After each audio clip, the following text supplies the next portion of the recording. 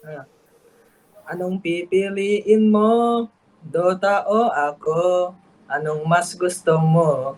Kapag kasama ka, yan ang nasa isip. Anong mas gusto mo? Dota o ako? Wih, Whitemon.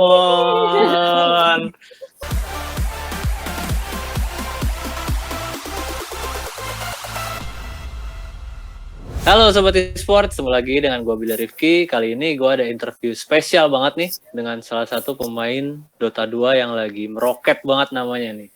Berhasil jadi juara ESL One Summer, peringkat ketiga juga di WePlay Animajor dan lolos ke The International 10. Waduh, siapa lagi kalau bukan Whitemon Matthew Philemon. Halo Whitemon. Ya, halo. Aduh, Whitemon, gue spesial nih, edisi spesial karena ada lu. Karena kita tahu lu masih mencari pasangan. Gue datengin temen kerja gue, Grace Umaya, Gracia Umaya. Halo Grace. Halo Whitemon. Yo, lihat Whitemon, itu Grace namanya Whitemon. Jadi kita bakal interview berdua nih ya. Kita bakal tanya-tanya. Terima kasih atas waktunya Whitemon di sela-sela kesibukannya. Ya. Oke, langsung aja mungkin pertanyaan pertama kita pasti pengen tahu tentang awal karir lo sih, flashback sedikit gitu ya. Awal lu berkarir di e-sports dan awal apa ya, kepincut Dota karena gue sendiri juga dulu main Dota kan awal. Dan gue juga kenal lu dulu pas di EVOS. Waktu itu gue di ESPL tuh ngeliatin lu tuh, turnamen ESPL. Dan sampai akhirnya direkrut tim profesional. Gimana Whitemon tuh ceritanya? Awalnya masuk dunia e-sport sih, kalau dari awalnya banget sih kayak ikut turnamen warnet dulu gitu, paling kayak merintis dari turnamen warnet, terus dari turnamen warnet naikin MMR sampai jadi top 50 ya. Terus dari top 50 itu diajak ke Pandora waktu itu. Oke, Pandora. Iya Pandora. Oke. Dari Pandora itu gue waktu itu main carry ya, soalnya susah kan kalau kayak nge-push rank tapi main support gitu. Terus jadi gue waktu itu main carry top 50, terus diajak Pandora, terus ikut turnamen warnet dulu di Bandung kayak qualifier gitu. Terus dari Bandung itu kalau menang lolosnya ke turnamen mall di TA ya kalau nggak salah ya. Mall e-sport itu. Iya. Itu waktu itu turnamen di TA hasilnya juara 2 ya atau juara 3 gitu kalau nggak salah, agak lupa. Dari situ langsung dapat invite dari EVOS gitu. Oke. Dari situ akhirnya masuk EVOS ya. Nah, gue sedikit nih mau tanya soal tadi lu sebut awalnya carry ya, terus transisi ke support. Kalau gue dari dulu emang main offline support gitu. Nah, lu sendiri transisinya ribet nggak sih, maksudnya dari carry ke support? Awalnya kayak gimana ya, rada gue sebenarnya kalau main di MMR sebenarnya main carry sama support juga, cuman kayak emang role asli gue kan carry kan dulunya kan. Terus transisinya itu awalnya rada susah, kayak gue butuh pembiasaan diri sekitar setahunan ya kalau nggak salah. Sekitar setahunan itu gue biasain diri dari carry main jadi support gitu. Oke. Dari awalnya ngebantai-bantai support jadi yang dibantai-bantai ya. Oke. Grace mungkin mau tanya nih soal Whitemon. Udah lihat ya Whitemon orangnya sangat murah senyum ya, Grace. Mau nanya apa, Grace? Senyum sekali. Oke, nah tadi kan udah sedikit cerita nih tentang gimana awal mulanya jadi pro player. Nah, tapi ada nggak sih dalam perjalanannya itu kayak pertentangan dari keluarga atau mungkin pasangan gitu? Terus gimana sih cara kamu buat nyikapinnya? Kenapa nyerempet ke pasangan, Grace? Pengen banget. Ya, silakan. Kalau itu awalnya ada bertentangan sama keluarga sih. Jadi pas masuk Pandora kan kayak masih cuman hitungannya kerja sampingan kan. Soalnya waktu itu masih sekolah juga, baru lulus. Terus lagi mikirin buat kuliah kan. Terus tiba-tiba diajak ke EVOS itu, sebenarnya kayak keluarga rada nentang gitu, kayak nggak bolehin gitu sebenarnya. Terus dari pihak EVOS-nya coba ngomong ke pihak keluarga, kayak ngajak meeting gitu. Terus akhirnya kayak mereka berdua ngomong gitu, akhirnya setuju gitu buat kayak cuti dulu tahun di kuliah, terus lanjut ke EVOS gitu. Jadi ya salah satu yang bantuin gua ke EVOS ya itu sih, EVOS-nya sih. EVOS-nya ya berperan besar dalam karir lu juga ya. Iya. Gitu Grace, ada pertentangan di keluarga ya. Karena gue sendiri juga dulu diomelin sih, kuliah sering main game terus kan. Kuliahnya sampai telat 6 tahun. Tapi akhirnya gimana kuliahnya? Udah kita resign sih. Yang Oh, EVOS udah resign. itu ya resign. Oke, ya nggak apa-apa. Yang penting udah dapat kerjaan jadi pro player, itu lebih penting. Oke. Nah, Grecian ada lagi yang mau ditanya? Boleh nih, aku mau nanya dikit lagi deh. Ada nggak sih titik di mana Whiteman sendiri ngerasa pengen kayak nyerah gitu karir di Dota 2? Terus apa momen yang kira-kira kayak bikin oh, oke nih bisa bangkit dan akhirnya bertahan untuk tetap berkompetisi di Dota? Iya tuh. Karena ya gue tahu lu sendiri di berkarir juga udah cukup lama kan di Dota ya.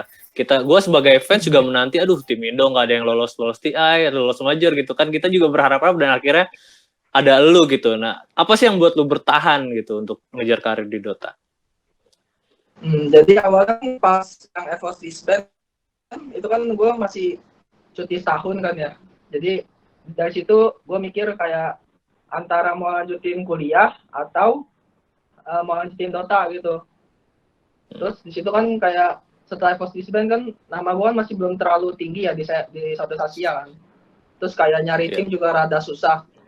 Terus kayak gue coba ngomong ke orang tua gue soal resign gitu. Awalnya kayak ya gitu lah, orang tua marah lah gitu. Kayak ngapain gitu. Masih belum kejelasan gitu lah, belum ada kejelasan di spot. Terus ya akhirnya gue tetap mutusin buat resign. Terus dari situ tuh gue rada struggle sih. Soalnya gue waktu itu sempat nggak ada tim selama 2 bulan. Ya, sempat nggak ada tim selama 2 bulan. Terus gue join tim Singapura, RSG. Terus dari situ juga RSG-nya disband sebulan setelah gue join. Habis itu gue nggak ada tim lagi. Gue nggak ada tim sekitar dari Desember sampai bulan ya sekitar 1 bulan 2 bulan lah gue nggak ada tim lah. Waduh. Oke. Terus karena nggak ada tim itu gue kayak waktu itu masih ada turnamen mall di TA. Terus gue jadi stand-in di PG Barracks. Terus pas di situ gue udah lumayan kenal dekat sama si Seper, soalnya sering ketemu di MMR. Terus si Seper juga pernah stand-in di EVOS waktu itu. Terus kayak si Seper sama gue lagi kayak ngomong-ngomong gitu masalah timnya gimana. Terus kayak gue sempet bilang kayak gue udah mau nyerah gitu kan, soalnya kayak udah lama nggak punya tim. Terus kayak skill gue juga menurut gue kayak masih biasa aja gitu di Southeast Asia gitu. Terus tiba-tiba setelah pulang dari turnamen TA itu setelah selesai, tiba-tiba dari Kifamnya ngontak gue buat ngajak join gitu. Wah, gue langsung senang banget itu. Di situ kayak motivasi gue langsung naik banget sih. Jadi lebih motivasi ya. Iya, dan Gigfa memang mungkin batu loncatan lu ya untuk ke tahap selanjutnya seperti sekarang. Lu masuk EVOS itu di umur yang muda banget ya, 18 tahun. Itu lu gimana sih menyiapkan mental lu gitu sebagai pemain profesional? Karena itu nggak gampang banget kan, mental salah satu aspek penting gitu sebagai pemain pro. Awalnya pas di EVOS sih gue ada demam panggung sih. Jadi kayak tangan kedinginan, terus main nggak fokus, terus juga kayak rada jadi beda lah mainnya lah sama kayak di latihan lah ya, demam panggung lah. Terus cara menyikapinya seiringnya waktu tiba-tiba kayak udah kebiasa aja sih, sama lebih ke mikirin gimana game sama timnya aja sih, lebih fokus ke tim sama game. Jadi audiens itu anggap kayak nggak ada aja gitu. Jadi lebih fokus aja, biar nggak terlalu overthink lah istilahnya. Oke. Dan tadi juga setelah dari situ lu pindah ke banyak tim, ke RSG, terus ke Gigfam ya. Waktu itu apa sih yang dipikiran lu? Karena mungkin buat pemain Indonesia ya, tahu-tahu pindah ke tim luar tuh kan justru resiko yang lebih besar gitu kan. Apalagi tadi lu juga cerita tahu-tahu sebulan gak ada tim, 2 bulan gak ada tim gitu kan. Itu apa yang buat lu akhirnya mengambil keputusan besar itu gitu? Soalnya awalnya kan gue kayak masih di tim Indo doang kan. Terus gue mikirnya kalau gue mau step up ke tim saya, gue nggak bisa di tim Indo doang gitu. Gue harus join di tim saya manapun lah. Jadi biar mereka tahu kalau oh ternyata Whitemon nggak cuman bisa bahasa Inggris lah, bisa di tim Southeast Asia lah gitu. Terus ya walaupun Inggris gue nggak terlalu bagus, kayak ya dari awal gue belajar lah. Terus kayak ya mencoba yang baru aja sih daripada di Indo terus sih gitu. Oke. Dan bahasa ya berarti salah satu tantangannya ketika di tim luar. Tapi kita tahu sendiri sekarang Whitemon kan bahasa nyanyinya Tagalog terus ya. Iya, Tagalog. Nanti kita bakal minta Whitemon nyanyi kalau mau ya. Itu ada permintaan fans juga itu nanti Whitemon suruh nyanyi katanya. Oke. Grace ada lagi yang mau ditanya? Atau mungkin ada nggak sih kendala terbesar ketika gabung ke tim-tim luar? Tadi kan udah sempat di-mention tuh ada bahasa. Nah, kira-kira selain itu apa lagi? Selain bahasa, harusnya cuma bahasa doang sih. Soalnya kalau kayak dari latihan sama kayak di Indo. Terus ya kan dari bahasa kan kayak kalau lagi ngebahas replay gitu diskusi kan kalau ada yang miss gitu kan bisa bikin gimana gitu ya. Jadi paling cuma bahasa doang harusnya sih. Oke. Itu Grace, kendalanya Grace. Oke. Dan Geek Fam juga seperti gue bilang tadi kan itu kan batu loncatan lu deh. Dan prestasi lu di Geek Fam sendiri sebenarnya cukup bagus kan ya. Sebenarnya tapi apa sih yang bikin lu di situ tuh nggak langgeng gitu? Dan akhirnya disband juga kan ya? Itu waktu itu soalnya kan kita pas yang gara-gara COVID sih sebenarnya. Soalnya pas gue baru join kan langsung turnamen major tuh. Yang di LA. Nah, terus pas sudah nyampe LA-nya kan ke cancel gara-gara COVID. Terus dari situ tuh udah nggak ada lagi kan kayak turnamen major, nggak ada lagi turnamen minor. Soalnya kayak COVID ini mengharuskan untuk turnamen online kan. Jadi selama setahun itu kan jadi turnamen online terus kayak masih belum ada kejelasan juga dari pihak PAF-nya buat lanjut di divisinya kapan gitu kan. Terus kita juga waktu itu pas turnamen online udah menang 2 kali, terus kebetulan kontraknya habis. Terus pas kontraknya habis carry kita diambil kan si Raven kan. Ya kontraknya habis juga sih, jadi kayak bebas gitu kan dia mau pindah atau enggak kan. Terus kita minus 1, kita sempat struggling nyari carry, terus akhirnya nggak dapet juga. Terus karena nggak ada kejelasan juga dari divisi, makanya jadi disband ya. Oke. Dan akhirnya sekarang berlabuh ke T1 ya. Lu juga sempat jelasin kayaknya waktu itu masuk T1 juga berat juga ya, kayak trial gitu kan, dan belum tentu lu masuk juga ya. Tapi sebenarnya ketika lu masuk T1, apa sih target dari T1 sendiri ke lu gitu? Ekspektasi T1 ke lu waktu itu apakah harus juara ini, juara itu atau gimana? Ekspektasi T1 ke gua sebenarnya nggak terlalu kayak juara gimana sih, yang penting gua cocok sama carry-nya aja sih gitu sih. Oke. Yang penting chemistry-nya dapat antara support sama carry-nya gitu. Oke. Tim support sama carry-nya, chemistry-nya. Dan T1 juga kan dikenal sebagai tim LoL-nya ya, bagus ya, ada Faker di situ. Dan setelah lu kemarin booming gitu kan, juara ESL One Summer, juara 3 WPLN Major, itu T1 mulai ini nggak sih, mulai ada kasih sayang yang diberikan lebih ke kalian gitu? Kayaknya Dota kita bagus juga nih. Gitu. Bagaimana? Udah ada sih, kalau dilihat dari sekarang kayak di Facebooknya udah nge-hire admin dari Filipina. Jadi kayak udah dimulai diurusin gitu. Jadi kayak dibikin meme gitu soal Dota 2-nya. Terus banyak foto soal Dota 2-nya juga gitu. Oke, wah udah mulai disayang nih tim Dota 2 T1 nih, Grace. Christian mau nanya apa lagi? Ayo, Ko Edmond. Aku mau nanya deh. Untuk di TI 10 nanti, apa targetnya dan apa persiapan kalian sendiri itu seperti apa sih gitu. Terus ada nggak tim yang kira-kira pengen Matthew hadapin dan kalahin nanti di T1? TI, Timang. Di TI maksudnya.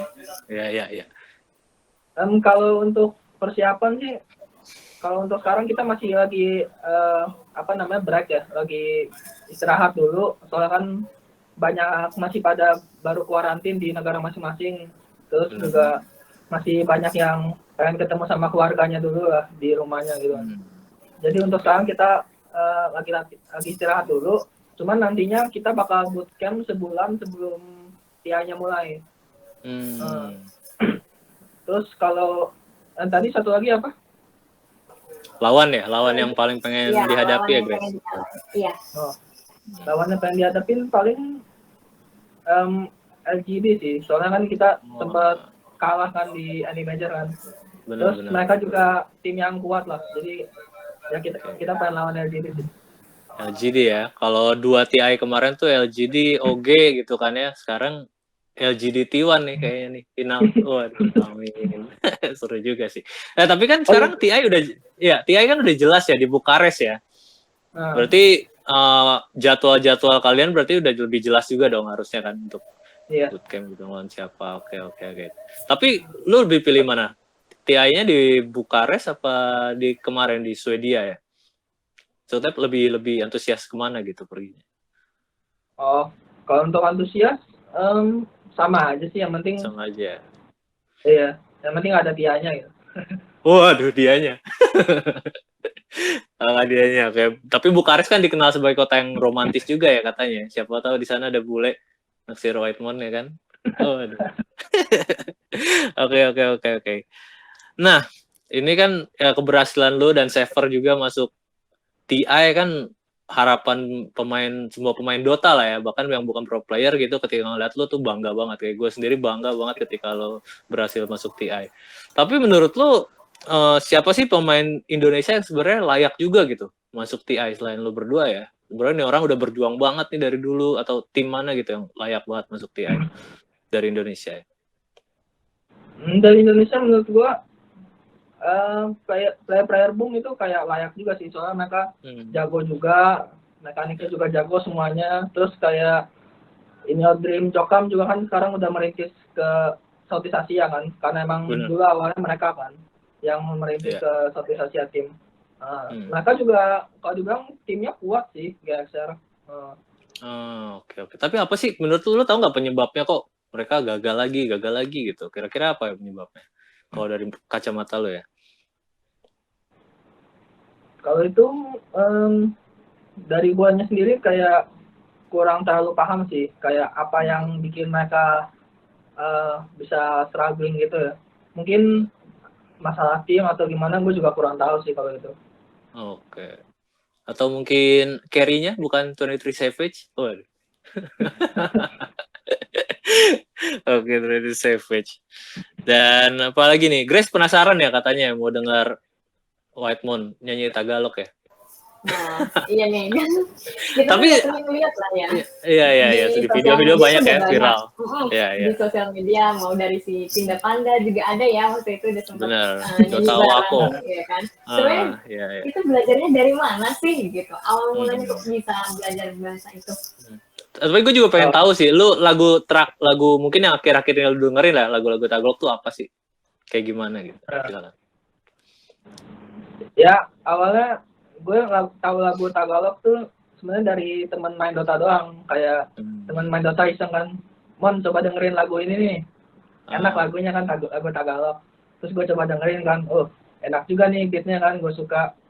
Terus kayak dari situ gue coba iseng-iseng nyanyiin di MMR gitu kan di MMR banyak banget tuh orang Filipina. Nah, benar. Kayak gue iseng nyanyiin terus kayak mereka ketawa-ketawa gitu kan.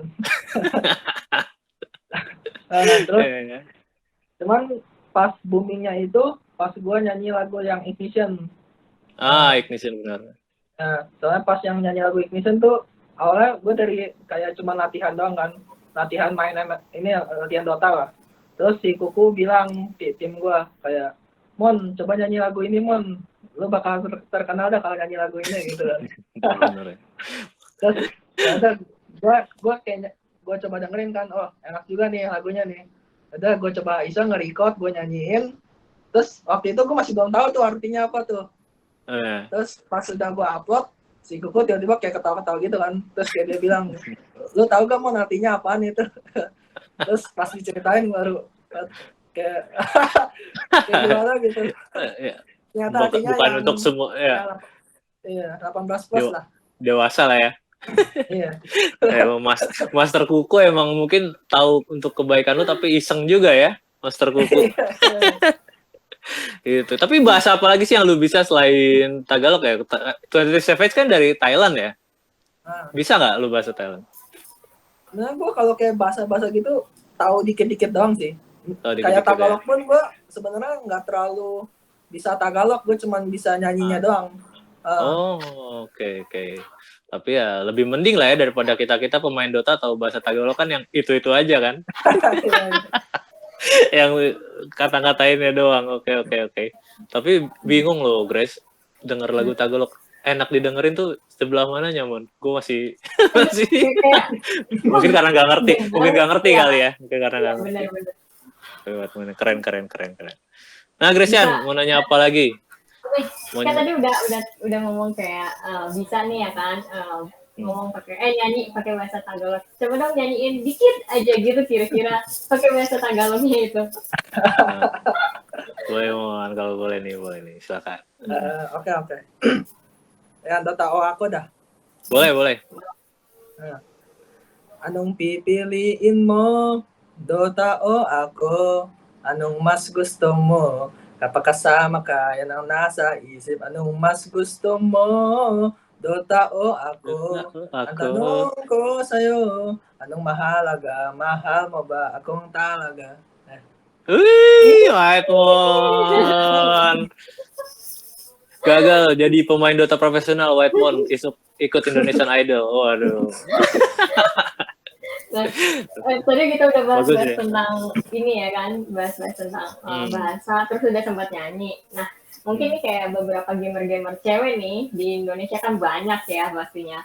Pengen tahu kayak sebenarnya Matthew sendiri udah punya pasangan belum sih? Atau sebenarnya punya kriteria cewek idaman seperti apa gitu? Kenapa nanya-nanya pasangan Christian nih? Iya, silakan.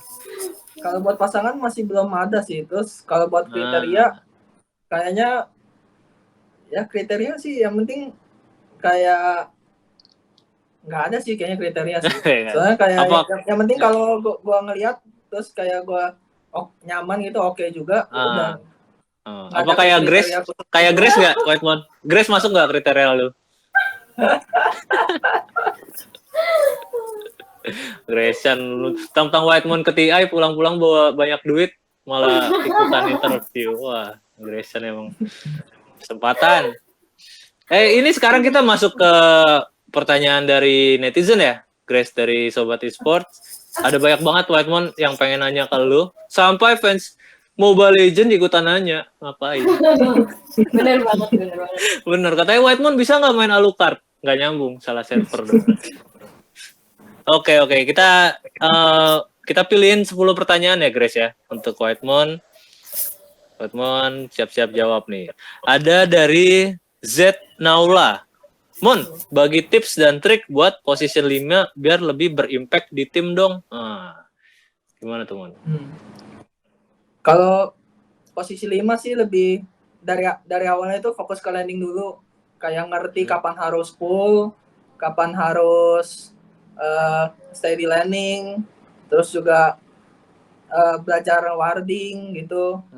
Terus sama kalau bisa pakai smoke-nya sih, jangan diamin aja smoke-nya. Soalnya smoke penting sih. Betul. Buat gerakan di early game-nya gitu. Oke, benar. Smoke emang penting, apalagi yang main-main di warnet kan selalu nge-smoke biasanya ya. Bukan smoke itu ya. Jadi pertama landing, warding, smoke ya, nge-pull stack itu ya. Yang penting ya untuk lebih berimpact di tim. Tapi kalau mau push rank mah jangan main support ya, main carry aja. Kalau push rank. Oke. Ini yang kedua dari Amru_NST. Mon, Dream Team player Indo versi lu. Dream Team mungkin buat ke TI dan ada elunya ya. Kira-kira siapa, Mon, pemain Indo? Dream Team ya. Waduh, ini kalau yang kayak gini sebenarnya rada terlalu banyak ini sih. Agak nggak enak ya, agak nggak enak. Agak nggak enak ntar kalau gue sebut yang ini, ntar yang satu bilang kayak, Iya, oh nama marah. gue dia nggak disebut gitu. Ya, cuma Iya. dream team gue paling di Indo ke satunya IED lah. Ke Iya deh ya, satunya buat pos carry 1 ya. IED. Oke. Buat carry. Pos 2-nya Mikoto, pos 3-nya FBZ, pos 4-nya Seper, pos 5-nya gua gitu. Waduh, itu dream team sekali. Itu auto invite TI itu kayaknya kalau ada. Amin. Christian mau bacain pertanyaan netizen selanjutnya? Oke, nih pertanyaan selanjutnya dari Christian 04_12. Mulai main Dota itu dari umur berapa? Terus hero apa sih yang pertama kali dimainin di Dota? Pertama kali main Dota itu pas kelas 3 SD ya, Dota 1, Warcraft 3 itu. Itu tahun berapa ya? 2009 kayaknya ya, sekitar segituan lah. Itu hero pertamanya itu dulu main Axe. Waduh. Axe yang masih bisa beli itu apa? Yang masih bisa beli 2 slot shield. Oh iya, slot shield terus nge-cut creep. Ya dulu kayak bener, gitu. Itu. Iya, emang seperti itu main Axe zaman dulu ya. Emang bisa menangin sendiri sih Axe kayak gitu ya. Oke. Iya. Selanjutnya Christian. Misal kalau nggak jadi pro player Dota, maunya jadi apa sih? Kalau itu nggak terlalu kepikiran sih. Awalnya pengen jadi businessman sih sebelum jadi pro player Dota. Ya kayak kuliah terus ya bikin bisnis atau nggak kerja kantoran gitu. Awalnya gitu sih. Oke, kehidupan normal manusia biasa lah ya. Ya, tapi mungkin setelah selesai karir Dotanya ya kita tahu Edmond pasti jadi penyanyi. Nah, ini ada lagi nih dari FGX SID. Kenapa pakai Chatwheel 496? Nggak pakai Boom Esports atau AG? Kan sama-sama annoying. Kalau itu, saya menurut gua kalau apa ya, Boom Esports sama AG kan kayak Chatwheel kan bentaran doang gitu kan, kayak dan bang gitu. Terus kayak mau kemana bang? Terus itu tuh kayak yang ngerti cuma orang Indo doang gitu. Terus itu juga kayak nggak terlalu bikin musuh annoying banget. Soalnya kayak dia cuma ngomong begitu doang. Tapi kalau kayak 496 tuh suaranya kayak nyaring banget. Terus kayak udah nyaring panjang terus ngeselin gitu. Kayak contohnya satu aja kan kayak Mungit, Moconroy kayak orang ngomong apa gitu. Iya benar. Terus kayak annoying, suaranya nyaring.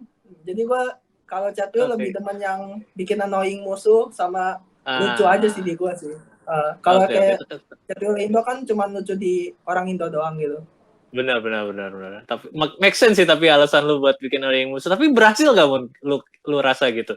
Ketika ngeluarin Chatwheel tuh musuh kesel nih, ketil nih. Berhasil sih. Buktinya kayak yang lawan Quincy Crew aja kayak mereka kesel gitu kan pas gua Chatwheel. Iya. Quincy Crew sih ini banget ya, kasihan banget nasibnya. Oke, bagus. Nah, Mon ada lagi nih pertanyaan dari Rivaldi Pratama. Mon, hero pos 4 yang enak buat spam di Animal Bracket. Animal Bracket ya kayak Herald Guardian gitu kali lah ya.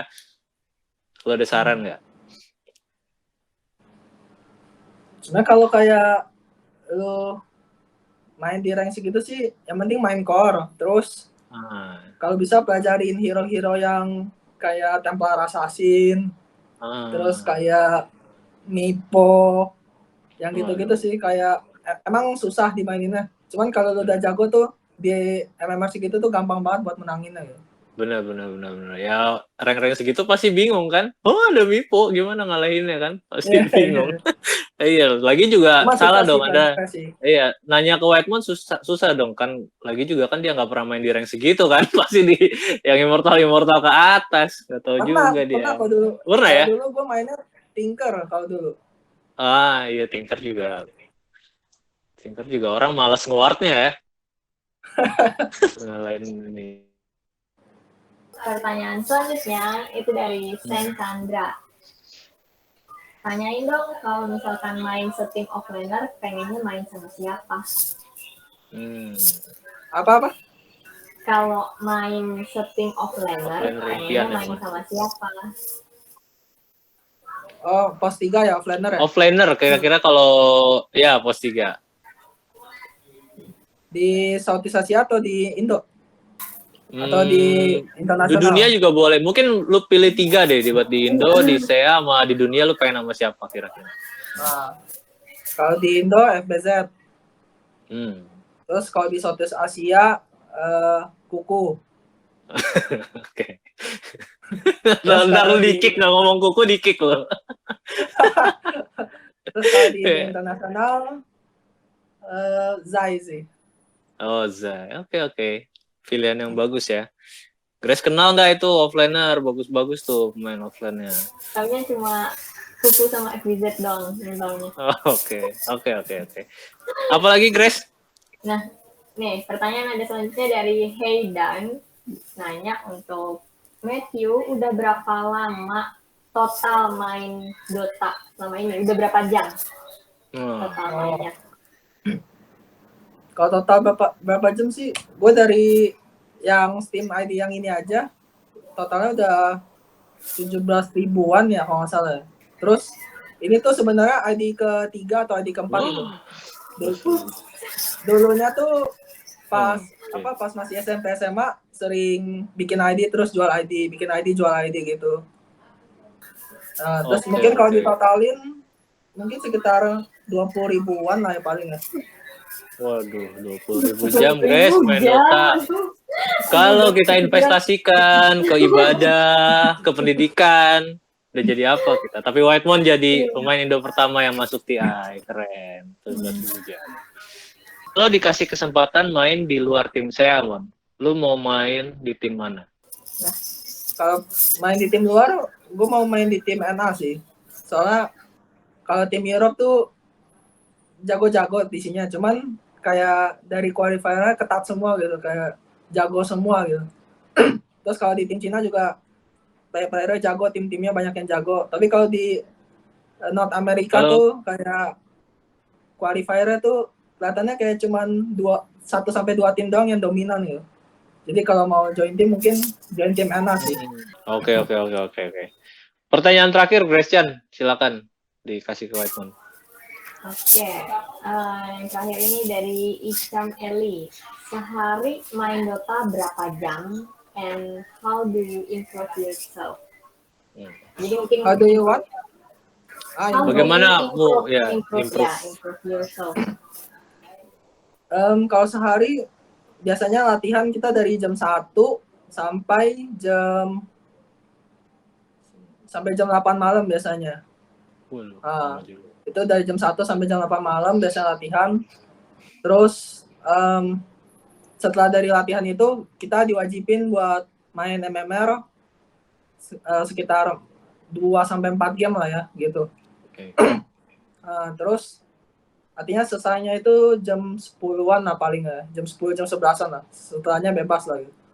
Terus cara improve-nya itu mungkin kayak setelah main MMR gitu atau main latihan gitu, kita ada discuss kayak ngebahas replay-nya, kayak nontonin apa yang salah, apa yang harus diperbaikin, apakah itu dari komunikasi, apakah itu dari kesalahan diri sendiri, apakah itu dari cara team fight-nya, semuanya kayak dipelajarin gitu lah. Oke. Itu ya cara improve Whitemon, seorang Whitemon. Gimana Grace? Apakah sudah terpesona dengan Whitemon? Waduh, pertanyaannya kayaknya nggak ada di Q&A. Kayak gitu ya. Oke. Tapi makasih banget nih buat Whitemon udah nyempetin waktunya ya interview sama kita, sama Esports ID. Itu lagi di rumah ya, Mon? Udah pulang dari hotel? Lagi di rumah.